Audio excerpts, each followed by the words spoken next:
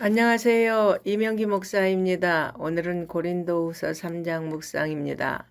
바울은 부득이한 이유로 고린도 방문 계획을 거듭 변경할 수밖에 없었습니다. 이것은 바울이 적대적인 사람들로부터 신실하지 못하다는 공격을 받게 되었고, 고린도 교회에 침투한 거짓 사도들은 바울이 추천서가 없다는 이유로 그가 사도가 아니라고 떠들어댔습니다. 결국 바울은 그의 사도직에 대하여 고린도 교인들에게 의심을 받게 되었습니다. 그런데 바울의 사도직에 대한 의심은 단순히 바울 자신의 사도직의 권위를 훼손하는 것뿐만 아니라 근본적으로 바울이 전한 복음을 의심하는 것이 되었습니다. 그러므로 바울의 사도직은 주님께 받은 것이기에 그의 사도직을 부인하는 것은 결국 그리스도의 복음을 부인하는 것이 되므로 바울은 자신의 사도권을 부인하는 대적들과 이들을 따르는 일부 성도들 때문에 자신의 사도권에 대해 명확히 해둘 필요가 있다고 판단했습니다. 당시 교회들은 교회 주변을 맴도는 거짓 선생들로 인해 추천서를 요구했습니다. 그러나 바울은 자신이 개척하여 설립한 고린도 교회 성도들에게는 자신의 사도직을 입증할 천거서가 따로 필요 없으며 성도들이 자신의 사도권을 입증하는 증거임을 밝혔습니다.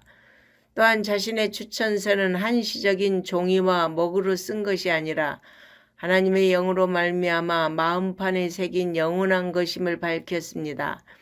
자신은 이 사실을 그리스도로 말미암아 하나님 앞에서 확신한다고 고백합니다.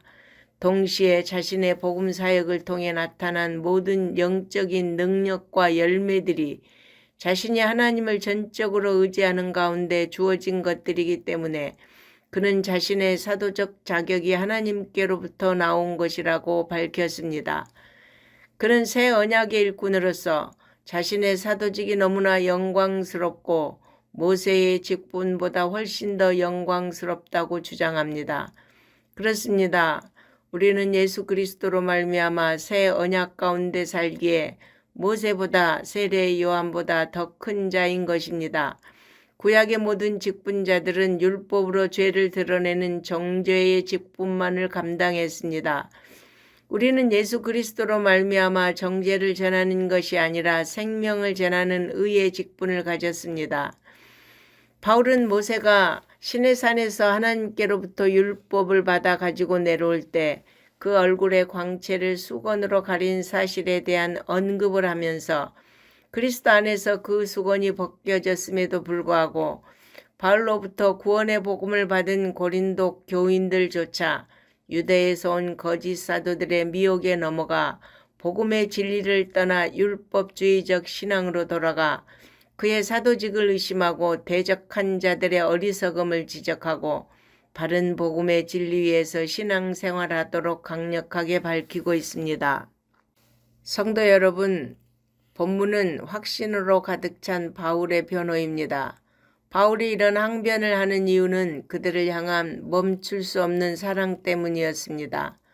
주님을 닮은 그의 사랑이 비난을 받으면서도 복음에서 멀어져가는 성도들을 위해 자신을 내몬 것입니다. 복음의 일꾼은 그리스도의 추천으로 되었습니다. 하나님이 그 자격을 우리에게 주셨습니다. 여러분, 생명을 살리는 이 귀한 직분을 가장 영광스럽게 여기시기 바랍니다. 아멘.